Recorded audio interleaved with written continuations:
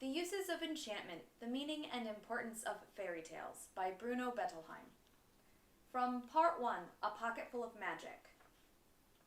The Fisherman and the Jinni, Fairy Tale Compared to Fable. One of the Arabian Nights tales, The Fisherman and the Jinni, gives an almost complete rendering of the fairy tale motif, which features a giant in conflict with an ordinary person. This theme is common to all cultures in some form, since children everywhere fear and chafe under the power adults hold over them. In the West, the theme is best known in the form exemplified by the Brothers Grimm stories, The Spirit in the Bottle. Children know that, short of doing adults' bidding, they have only one way to be safe from adult wrath, through outwitting them.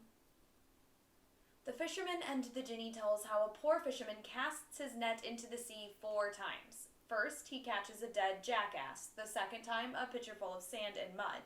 The third time, efforts gain him less than the preceding ones, potsherds and broken glass. The fourth time around, the fisherman brings up a copper jar. As he opens it, a huge cloud emerges, which materializes into a giant jinni, or genie, that threatens to kill him, despite all the fisherman's entreaties. The fisherman saves himself with his wits. He taunts the jinni by doubting aloud that the huge jinni could ever have fitted into such a small vessel. Thus he induces the jinni to return into the jar to prove it. Then the fisherman quickly caps and seals the jar and throws it back into the ocean. In other cultures, the same motif may appear in a version where the evil figure materializes as a big, ferocious animal which threatens to devour the hero, who, except for his cunning, is in no way a match for this adversary. The hero then reflects aloud that it must be easy for such a powerful spirit to take the form of a huge creature, but that it could not possibly turn itself into a little animal, such as a mouse or a bird. This appeal to the vanity of the spirit spells its doom. To show that nothing is impossible to it, the evil spirit transforms itself into the tiny animal, which is then easily vanquished by the hero. The story of the fisherman and the jinni is richer in hidden messages than other versions of this fairy tale motif, as it contains significant details not always found in other renderings. One feature is an account of how the jinni came to be so ruthless as to wish to kill the person who sets him free. Another feature is that the 3 unsuccessful attempts are finally rewarded on the 4th try. According to adult morality, the longer an imprisonment lasts, the more grateful the prisoner should be to the person who liberates him. But this is not how the jinni describes it. As he sat confined in the bottle during the first 100 years, he said in my heart, "Whoso shall release me, him I will enrich for ever and ever." But the full century went by, and when no one set him free, I entered upon the second 50, saying, "Whoso shall release me, for him I will open the hordes of the earth." Still no one set me free, and thus 400 years passed away. Then quoth I, "Whoso shall release me, for him I will fulfill 3 wishes. Yet no one set me free. Thereupon I waxed my wroth with exceeding wrath, and said to myself, "Whoso shall release me from this time forth, him I will slay." This is exactly how a young child feels when he has been deserted. First, he thinks to himself how happy he will be when his mother comes back, or when sent to his room, how glad he will be when permitted to leave it again, or how he will reward mother. But as time passes, the child becomes angrier, and he fantasizes the terrible revenge he will take on those who have deprived him. The fact that, in reality, he may be very happy when reprieved does not change how his thoughts move from rewarding to punishing those who have inflicted discomfort on him. Thus, the way the jinni's thoughts evolve gives the story psychological truth for the child. An example of this progression of feelings was shown by a 3-year-old boy whose parents had gone abroad for several weeks. The boy had been speaking quite well before his parents' departure and continued to do so with the woman taking care of him and with others. But on his parents' return, he wouldn't say a word to them or anybody else for 2 weeks. From what he had told his caretaker, it was clear that during the first few days of his parents' absence, he had looked forward with great anticipation to their return. By the end of the first week, however, he began to talk about how angry he was that they had left him and how he would get even with them on their return. A week later, he refused to even speak about his parents and became violently angry at anyone who mentioned them. When his mother and father did finally arrive, he silently turned away from them. Despite all efforts to reach him, the boy remained frozen in his rejection. It took several weeks of compassionate understanding of his predicament on the part of his parents before the boy could become his old self again. It seems clear that as time passed, the child's anger had increased until it became so violent and overwhelming as to make him fear that if he let himself go, he would destroy his parents or be destroyed in retaliation. His refusal to talk was his defense, his way of protecting both himself and his parents against the consequences of his towering rage. There is no way to know whether in the original language of the fisherman and the Jinni there is a saying similar to ours about bottled up feelings. But the image of confinement in a bottle was as apt then as it is for us now. In some form, every child has experiences similar to those of the 3-year-old boy, though usually in less extreme form and without overt reactions like his. On his own, the child does not know what has happened to him. All he knows is that he has to act this way. Efforts to help such a child understand rationally will not affect the child and will leave him defeated to boot, since he does not yet think rationally. If you tell a small child that a little boy became so angry at his parents that he didn't talk to them for 2 weeks, his reaction will be, "That's stupid!" If you try to explain why the boy didn't speak for 2 weeks, your listening child feels even more that to act this way is stupid. Now, not only because he considers the action foolish, but also because the explanation does not make sense to him.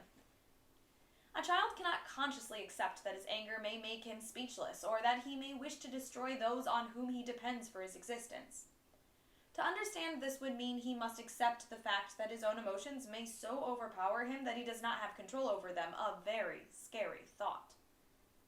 The idea that forces may reside within us which are beyond our control is too threatening to be entertained, and not just by a child. Action takes the place of understanding for a child, and this becomes increasingly true the more strongly he feels. A child may have learned to say otherwise under adult guidance, but as he really sees it, people do not cry because they are sad, they just cry. People do not hit out and destroy or stop talking because they are angry, they just do these things. A child may have learned he can placate adults by explaining his actions thus, "I did it because I am angry," but that does not change the fact that the child does not experience anger, but only as an impulse to hit, to destroy, to keep silent. Not before puberty do we begin to recognize our emotions for what they are without immediately acting on them or wishing to do so. The child's unconscious processes can become clarified for him only through images which speak directly to his unconscious. The images evoked by fairy tales do this. As the child does not think, "When mother comes back, I'll be happy," but "I'll give her something," so the Jinni said to himself, "Whoever will release me, I'll enrich." As the child does not think, "I am so angry I could kill this person," but "When I see him, I'll kill him," so the Jinni says, "I'll slay whoever releases me." If a real person is said to think or act this way, that idea arouses too much anxiety to permit understanding. But the child knows that the Jinni is an imaginary figure, so he can afford to recognize what motivates the Jinni without being forced to make direct application to himself. As the child spins fantasies around the story, and unless he does, the fairy tale loses most of its impact, he slowly becomes familiar with how the Jinni responds to frustration and incarceration as an important step toward becoming acquainted with parallel reactions in himself. Since it is a fairy tale out of Never Never Land which presents the child with these images of behaving, he can swing back and forth on his own mind between "it's true, that's how one acts and reacts," and "it's all untrue, it's just a story," depending on how ready he is to recognize these processes in himself. Most important of all, since the fairy tale guarantees a happy outcome, the child need not fear permitting his unconscious to come to the fore in line with the story's content, because he knows that, whatever he may find out, he'll live happily ever after.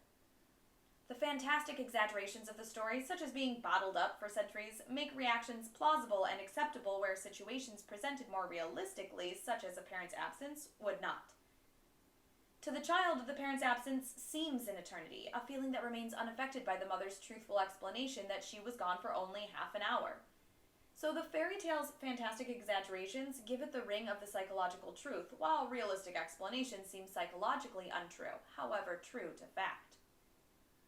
The Fisherman and the Jinni illustrates why the simplified and boulderized fairy tale loses all value. Looking at the story from the outside, it would seem unnecessary to have the Jinni's thoughts undergo such changes from wishing to reward the person who will set him free to deciding to punish him. The story could be told as just an evil Jinni wishing to kill his liberator, who, although only a weak human, nevertheless manages to outsmart the powerful spirit. But in this simplified form, it becomes just a scary tale with a happy ending, without psychological truth to it. It is the genie's change from wishing to reward to wishing to punish which permits the child to empathize with the story. Since the story so truthfully describes what went on in the genie's mind, the idea that the fisherman may be able to outwit the genie also attains veracity. It is the elimination of such seemingly insignificant elements which makes fairy tales lose their deeper meaning, and thus makes them uninteresting to the child. Without being conscious of it, the child rejoices in the fairy tale's warning to those who hold power to bottle him up. There are plenty of modern children's stories in which a child outwits an adult. But because they are too direct, these stories do not offer relief in imagination from always having to live under the sway of adult power, or else they scare the child, whose security rests on the adult being more accomplished than he and able to protect him reliably. This is the value of outsmarting a genie or a giant as opposed to doing the same to an adult. If the child is told he can get the better of somebody like his parents, this does offer a pleasurable thought. But at the same time it creates anxiety, because if that is possible, then the child might not be adequately protected by such gullible people. But since a giant is an imaginary figure, the child can fantasize outsmarting him to the degree of being able not only to overpower, but to destroy him, and still retain real grown-up people as protectors. The fairy story The Fisherman and the Genie has several advantages over those of the Jack the Giant Killer, Jack the Beanstalk cycle. Since the fisherman is not only an adult, but, as we are told, the father of children, the child is told implicitly by the story that his parent may feel threatened by powers stronger than he, but is so clever that he overcomes them. According to this tale, the child can truly have the best of both worlds. He can cast himself in the role of the fisherman and imagine himself getting the better of the giant, or he can cast his parent in the role of the fisherman and imagine himself as a spirit that can threaten his parent while being assured that the same parent will win out. A seemingly insignificant but important feature of The Fisherman and the Genie is that the fisherman has to experience 3 defeats before he catches the vessel with the genie in it. Although it would be simpler to begin the story with the netting of the fateful bottle, this element tells the child without any moralizing that one cannot expect success with the first or even the second or the third try. Things are not quite so easy to accomplish as one may imagine or wish. To a less persistent person, the fisherman's first 3 catches which suggest giving up because each effort leads only to worse things. That one must not give up, despite initial failure, is such an important message for children that many fables and fairy tales contain it. The message is effective as long as it is delivered not as a moral or demand, but in a casual way, which indicates that this is how life is. Further, the magic event of overpowering the giant genie does not take place without effort or cunning. These are good reasons to sharpen one's mind and continue one's efforts, whatever the task may be. Another detail in this story that may likewise seem insignificant, but whose elimination would similarly weaken the story's impact, is the parallel made between the 4 efforts of the fisherman, which are finally crowned by success, and the 4 steps in the increasing anger of the genie. This juxtaposes the maturity of the parent fisherman and the immaturity of the genie, and addresses the crucial problem which life early presents to all of us, whether to be governed by our emotions or by our rationality. To put the conflict into psychoanalytic terms, it symbolizes the difficult battle we have to struggle with. Should we give in to the pleasure principle, which drives us to gain immediate satisfaction of our wants or to seek violent revenge for our frustrations, even on those who have nothing to do with them? Or should we relinquish living by such impulses and settle for a life dominated by the reality principle, according to which we must be willing to accept many frustrations in order to gain lasting rewards? The fisherman, by not permitting his disappointing catches to deter him from continuing his efforts, chose the reality principle, which finally gained him success. The decision about the pleasure principle is so important that many fairy tales and myths try to teach it. To illustrate the direct, didactic way a myth deals with this crucial choice compared to the gentle, indirect, undemanding, and therefore psychologically more effective way in which fairy tales convey this message, let's consider the myth of Hercules. In the myth, we are told that for Hercules, the time had come when it was to be seen whether he would use his gifts for good or for evil. Hercules left the shepherds and went to a solitary region to consider what his course in life should be. As he sat pondering, he saw 2 women, tall in stature, coming toward him. One was beautiful and noble, of modest mind. The other was full-bosomed and seductive, and carried herself arrogantly. The first woman, the tale continues, is virtue. The second is pleasure. Each woman offers promises for Hercules' future if he chooses the path she suggests as his life's course. Hercules at the crossroads is a paradigmatic image because we all, like him, are enticed by the vision of eternal easy enjoyment where we will reap the fruits of another's labor and refuse nothing that could bring profit, as promised by idle pleasure camouflaged as permanent happiness. But we also are beckoned by virtue and its long and hard way to satisfaction, which tells that nothing is granted to man without effort and toil, and that, if you would be held in esteem by a city, you must render it services, if you would harvest, you must sow. The difference between myth and fairy tale is highlighted by the myth telling us directly that the two women speaking to Hercules are idle pleasure and virtue. Similar to figures in a fairy tale, these two women are embodiments of the conflicting inner tendencies and the thoughts of the hero. In this myth, the two are described as alternatives, although it is clearly implied that in fact they are not. Between idle pleasure and virtue, we must choose the latter. The fairy tale never confronts us so directly, or tells us outright how we must choose. Instead, the fairy tale helps children to develop the desire for a higher consciousness through what is implied in the story.